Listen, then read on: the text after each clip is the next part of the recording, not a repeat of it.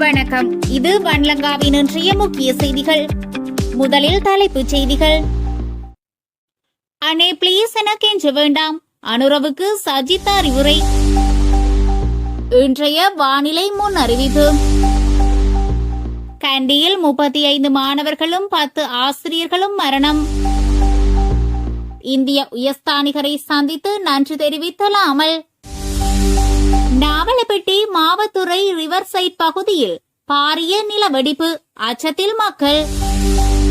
அட்டமஸ்தானாதிபதி தேரரை ஜனாதிபதி சந்தித்தார். பேரிடரினால் இலங்கைக்கு ஏற்பட்டுள்ள பெரும் ஆபத்து, பேராசிரியர் விடுத்துள்ள எச்சரிக்கை.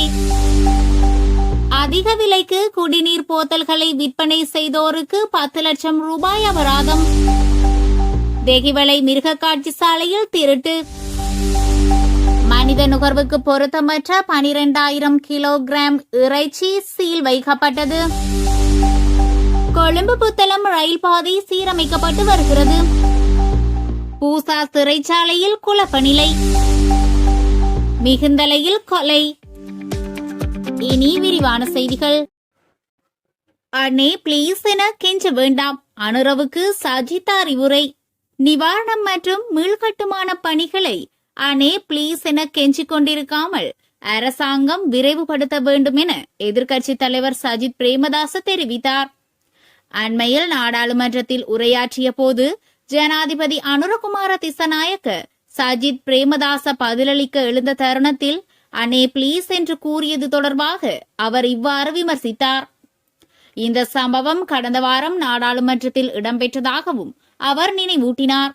அனர்த்தத்தினால் பாதிக்கப்பட்ட மக்களை சந்தித்ததன் பின்னர் ஊடகவியலாளர்களுக்கு கருத்து தெரிவிக்கும் போதே அவர் இதனை குறிப்பிட்டார்.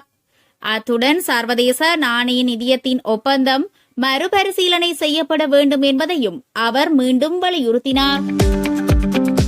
இன்றைய வானிலை அறிவிப்பு.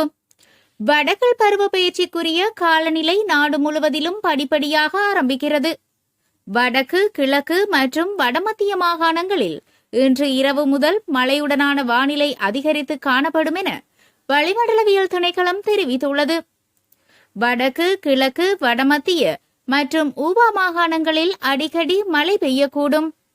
அம்பாறை மற்றும் மட்டக்களப்பு மாவட்டங்களின் சில இடங்களில் 50 மில்லிமீட்டரிலும் கூடிய ஓரளவு பலத்த மழை பெய்யலாம் என எதிர்பார்க்கப்படுகிறது. நாட்டின் ஏனைய பிராந்தியங்களின் பல இடங்களில் பிற்பகல் 1 மணிக்கு பின்னர் மழை அல்லது இடியுடன் கூடிய மழை பெய்யக்கூடும். மத்திய சப்ரஹமுவ, மேல் மற்றும் ஊவா மாகாணங்களின் சில இடங்களில் அதிகாலை வேளையில் பனிமூட்டம் காணப்படும். பலத்த காற்றும் மின்னல் தாக்கங்களும் ஏற்படக்கூடிய சந்தர்ப்பங்களில் பொதுமக்கள் அவதானத்துடன் செயற்படுமாறு கேட்டுக் கொள்ளப்படுகிறார்கள். பொத்துவில் தொடக்கம் மட்டக்களப்பு திருகோணமலை ஊடாக காங்கேசன்துறை வரியான கரையோரத்திற்கு அப்பால் உள்ள கடல் பிராந்தியங்களில் அடிக்கடி மழை அல்லது இடியுடன் கூடிய மழை பெய்யக்கூடும். நாட்டை சூழ உள்ள ஏனைய கடல் பிராந்தியங்களின் சில இடங்களில் மழை அல்லது இடியுடன் கூடிய மழை பெய்யக்கூடும். கடல் பிராந்தியங்களில் மணித்தியாலத்திற்கு 25 முதல் 35 கிலோமீட்டர் வேகத்தில் வடகிழக்கு திசையிலிருந்து அல்லது மாறுபட்ட திசைகளிலிருந்து காற்று வீசும்.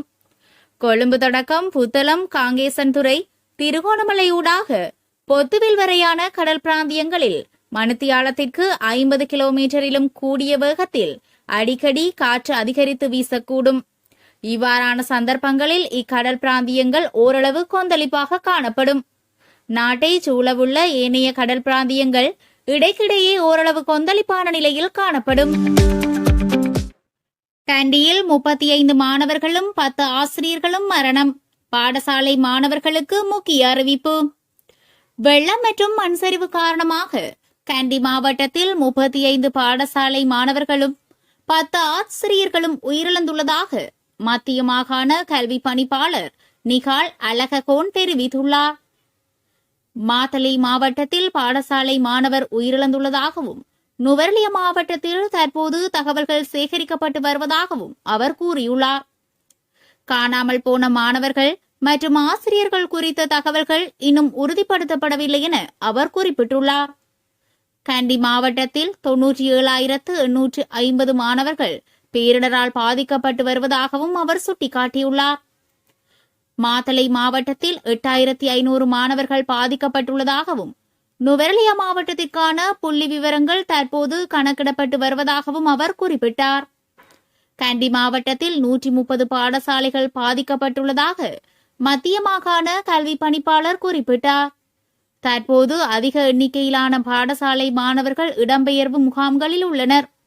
மேலும் 16ஆம் தேதி பாடசாலைகள் மீள திறக்கப்படுவதால் அவர்களுக்கு அருகிலுள்ள பாடசாலைகளுக்கு சென்று கல்வி கற்க வாய்ப்பு ஏற்பட்டுள்ளதாக அவர் மேலும் தெரிவித்தார். இந்திய உயர்ஸ்தானிகரை சந்தித்து நன்றி தெரிவித்த நாமல். இயற்கை அனர்த்தங்களினால் இலங்கை பாரிய பேரழிவை எதிர்கொண்டுள்ள இந்த நெருக்கடியான சந்தர்ப்பத்தில் முதல் பதிலளிப்பாளராக இந்தியா வழங்கி வரும் ஒத்துழைப்புகளுக்கு ஸ்ரீலங்கா பொதுஜன பெரமுனவின் தேசிய அமைப்பாளரும் பாராளுமன்ற உறுப்பினருமான நாமல் ராஜபக்ச இந்திய உயர்ஸ்தானிகர் சந்தோஷ் ஜாவை சந்தித்து நன்றி தெரிவித்துள்ளார். ஞாயிற்றுக்கிழமை கொழும்பிலுள்ள இந்திய உயர்ஸ்தானிகரின் உத்தியோகபூர்வ இல்லத்தில் அவரை சந்தித்து நாமல் ராஜபக்ச நன்றி தெரிவித்தார். உயர்ஸ்தானிகருடனான சந்திப்பு தொடர்பில் தனது உத்தியோகபூர்வ எக்ஸ் சமூக வலைதளத்தில் பதிவிட்டுள்ள நாமல் ராஜபக்ச, இலங்கையில் ஏற்பட்ட வெள்ளத்தின் போது இந்தியா வழங்கிய விரைவான ஆதரவுக்கு எங்கள் உளமார்ந்த நன்றியை தெரிவிப்பதாக இந்திய உயர்ஸ்தானிகர் சந்தோஷ் ஜாவை சந்தித்தேன். இந்தியா சவாலான காலங்களில் தொடர்ந்து எங்களுக்கு முதல் பதிலளிப்பவராக இருந்து வருகிறது. இந்திய அரசாங்கத்திற்கும் மக்களுக்கும் நன்றி என அவர் குறிப்பிட்டுள்ளார். அட்டமஸ்தானாதிபதி தேரரை ஜனாதிபதி சந்தித்தார்.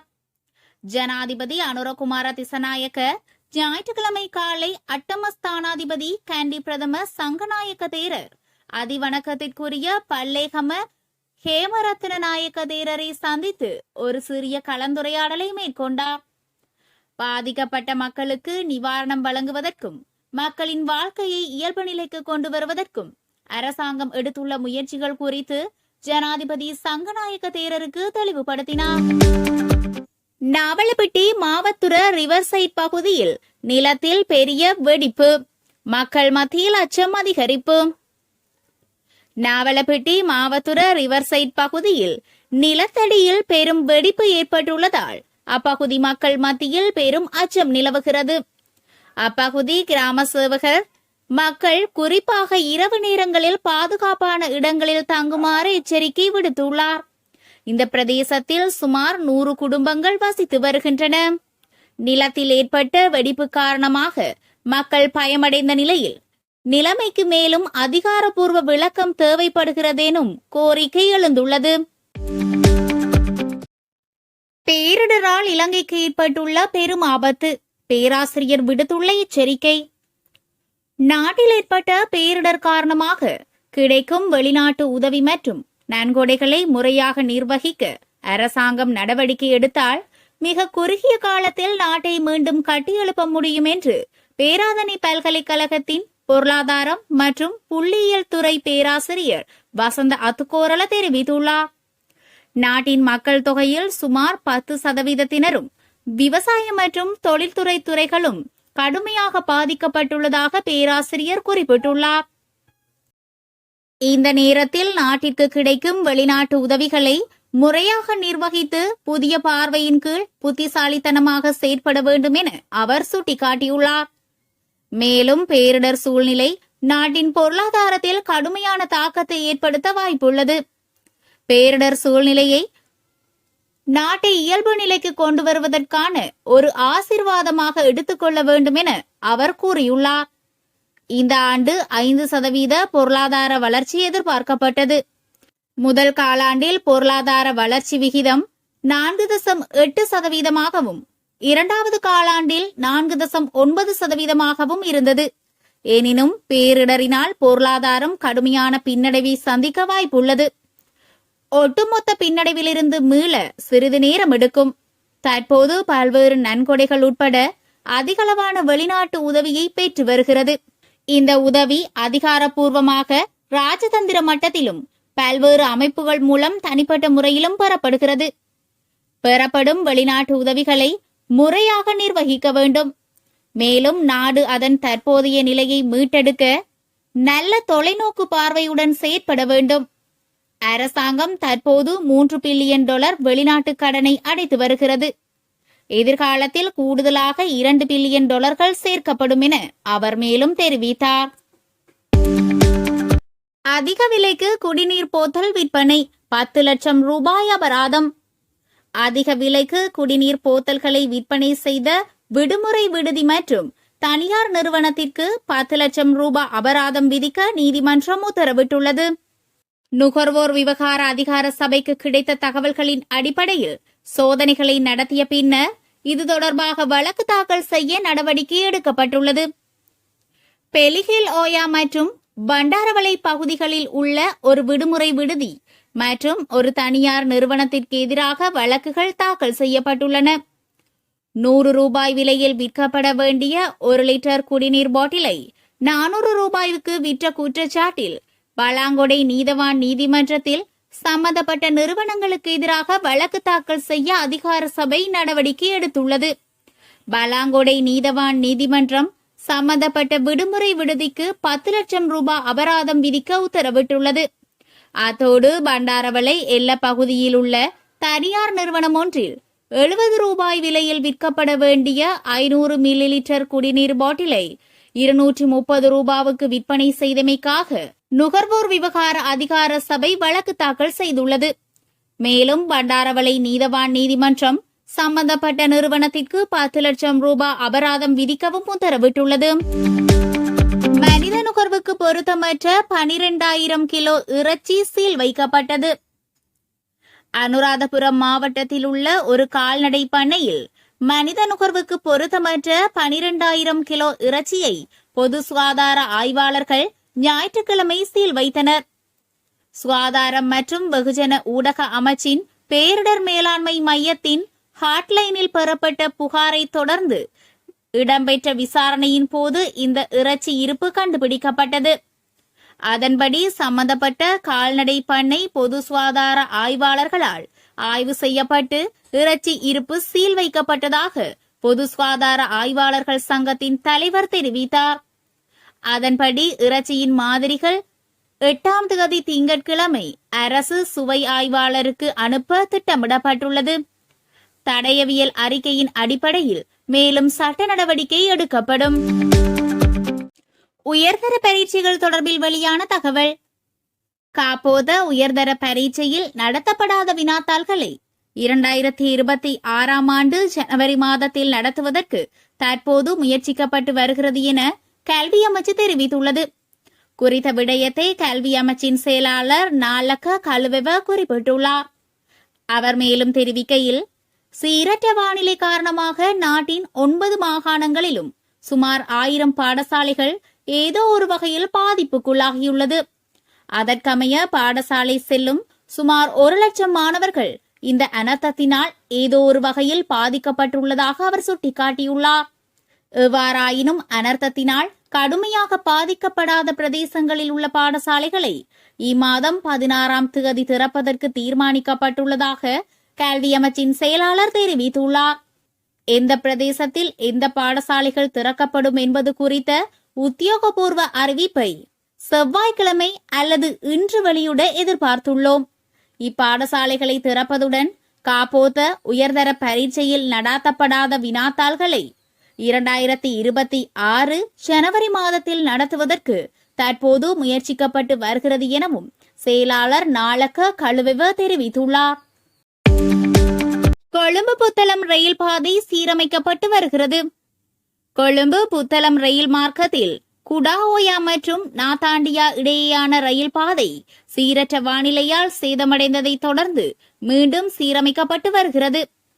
வலகப்பட்டி துணை நிலையத்திலிருந்து 1/2 கிலோமீட்டர் தொலைவில் உள்ள பழைய ரயில் இரும்பு பாலத்துடன் இணைக்கப்பட்ட நிலப்பரப்பு வெள்ளத்தால் அழிக்கப்பட்டமையால் பழுது பார்க்கப்பட்டு வருவதாக தெரிவிக்கப்பட்டுள்ளது. சிலாபம் போலவத்தை ரயில் பராமரிப்பு பிரிவு மற்றும் இலங்கை கடற்படையின் ஊழியர்கள் இணைந்து இலங்கை ரயில்வே திணைக்களத்தின் நேரடி மேற்பார்வையின் கீழ் இந்த சீரமைப்பு பணிகள் மேற்கொள்ளப்பட்டு வருகின்றன. மிகிந்தலை மகாகிரிகந்தேம பகுதியில் ஒருவர் கொலை செய்யப்பட்டுள்ளார். கொலை செய்யப்பட்டவர் மிகிந்தலை மகாகிரிந்தேகம பகுதியைச் சேர்ந்த 61 வயதுடையவர் என போலீசார் தெரிவித்தனர். இந்த சம்பவம் ஞாயிற்றுக்கிழமை காலை பதிவாகியுள்ளது. சனிக்கிழமை 6ஆம் தேதி இரவு உயிரிழந்த நபருக்கும் அவரது மனைவிக்கும் இடையே ஏற்பட்ட வாக்குவாதத்தின் போது இந்த கொலை இடம்பெற்றுள்ளதாக ஆரம்பகட்ட விசாரணைகளில் தெரிய வந்துள்ளது. இருவருக்கும் இடையிலான தகராறில் உயிரிழந்தவரை அவரது மனைவி கூர்மையான ஆயுதத்தால் தாக்கியுள்ளார் என்பது தெரிய வந்துள்ளது. சடலம் அனுராதபுரம் வைத்தியசாலையில் வைக்கப்பட்டுள்ளதுடன் 53 வயதுடைய மனைவி கைதும் செய்யப்பட்டுள்ளார்.